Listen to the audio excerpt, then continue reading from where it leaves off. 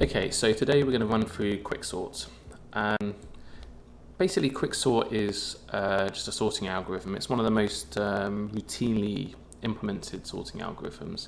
And it's generally considered to be one of the fastest. It sort of depends on your inputs, but normally it is.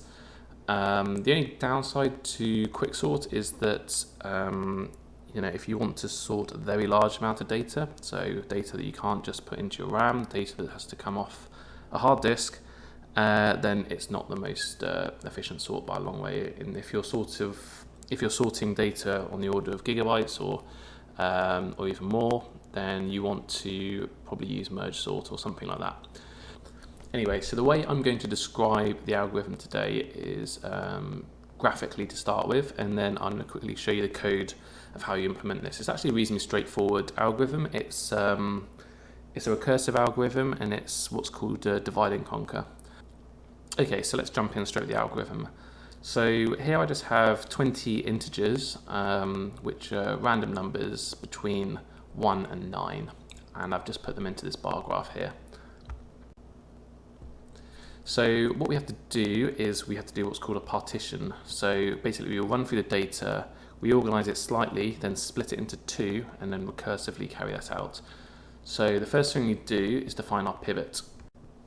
It turns out for the first time you run through the data, you'll define the pivot as the first element normally. There are different approaches, but this is a common one. So we look at the first element in our array, which is 2, and we define the pivot to therefore be 2. So we're just going to represent that on our bar chart with a line. Okay, the next thing we do is we start with two indices, generally called I and j, and we put I at the start of our array and j right at the end.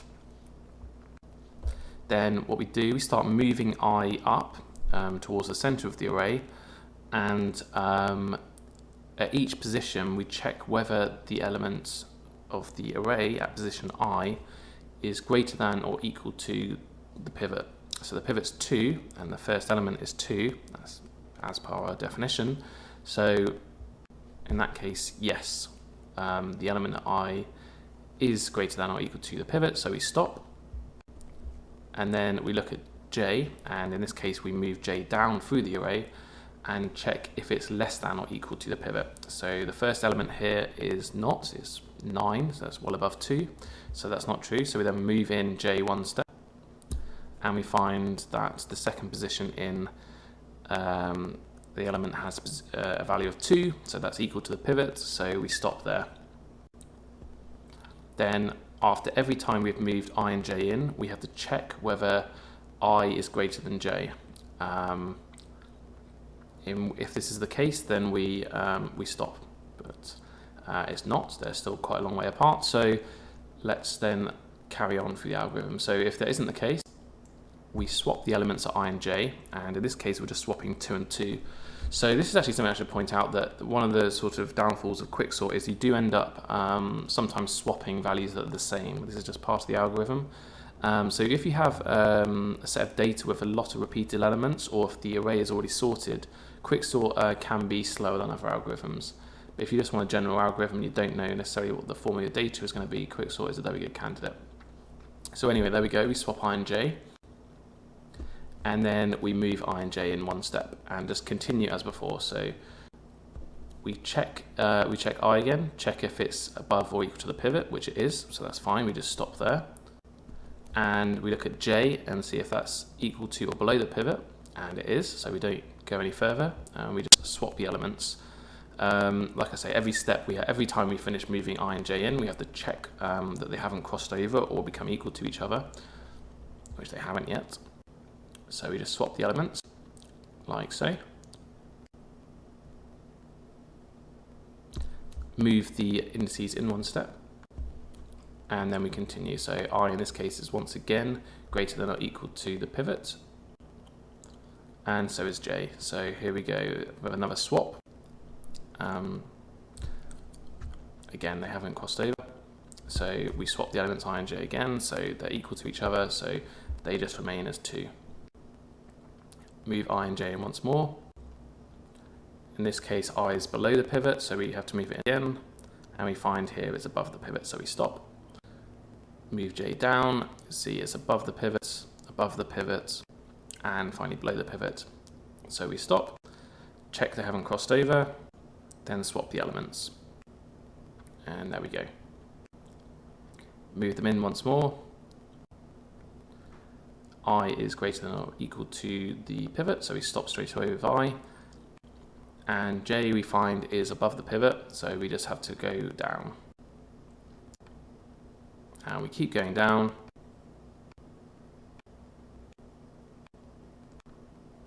And we find that J is now less than I, basically. So in this case, we finish our part of the partition algorithm, and what we do, we split up these two arrays.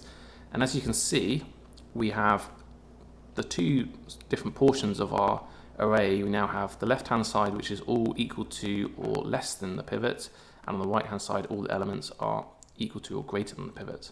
And that's part of the design of the algorithm. So we take our array, and what we do, we partition it. So we split the array into two sections. In our case, the first 5 elements go into the first partition, and the second 15 elements go into the other partition. And then what we do, I'm not going to go through it because it will take a long time, but you just recursively apply the algorithm, partitioning each of these sections until the array is sorted, and then all the data is recombined at the end. In fact, generally the way we implement the algorithm is we don't recombine the data, we always carry out operations by reference. So basically you're sorting your parts of the algorithm, even though they're recursive and they're splitting off, are always referring to the same block of memory. Okay, so I've described graphically how we carry out the quicksort, so I'm just going to describe the code of how you'll implement this. And I've written it in C. I mean, you could hopefully should be able to follow this no matter what language you use. So we use two functions for quicksort.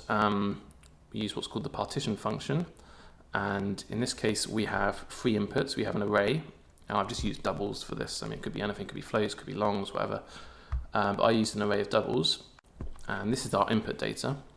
And so it's very important actually to point out that the way you pass the data should be by reference, so that when the function here, the partition function, changes elements of the array, it's preserved. So for example, if you use Visual Basic, you can choose within the arguments of the function, you can decide whether to pass it by reference or by value. You must make sure you do it by reference. If you change it by value, you're sort of making a copy of the array, changing the elements, and then when you leave the function, the changes will not be preserved. So it's very important when you carry out quicksort that you structure your code in that way. If you use a pointer, as we are here in C or C++, that's implicit. So if you change the elements, it's changing these elements in memory directly rather than creating a copy. So that's just something to make sure you do. And then we have the start and end position of our array. So the first time we call this will just be position 0 if you're using a 0-based array, which you often are. And the end would be the length of the array minus 1 in the case of a 0-based array. So what we do, as I just described in the graph, is you set this value, this pivot value, equal to the first element in the array. And then what we do, you'll notice we move our elements I and j actually in the opposite direction to which we will for the rest of the algorithm. So moving them outside of the bounds of the array. So in this case, I will have gone to -1 and j will have gone to the length of the array. So if you try and reference the array at these positions, it will be undefined. The reason we do that will become clear on the next slide. And we also need to define a variable for swapping. So when it comes to swapping, you have to use a temporary variable unless you want to be smart and use an XOR swap, but of course there's absolutely no point doing that in this function. Okay, so the next step, I can't fit all the code onto one slide, so I've just gone through it here, so hopefully it makes sense.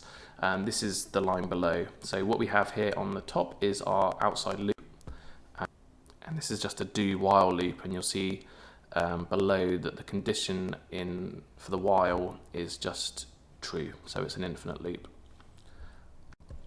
And then we have our inner loop, and we have 2 of these. So this is the first one. So inside of this inner loop, we have we increment I, and This is a do while loop, so what that means is that regardless of the condition at the end of the loop, the code inside it will always be executed at least once. And that's the reason why above we decremented I and put it outside of the loop, so that when this code runs, regardless of the condition in the while, in the parentheses after the while, you'll bring I back to the start of your array. So this is the part of the algorithm where I and j move in at every step. And then what we do, we check whether the element of the array at position I is greater than or equal to the pivot. And if so, we continue looping. And if not, we break out of the loop. Okay, so next we do the same with j. We have a similar loop.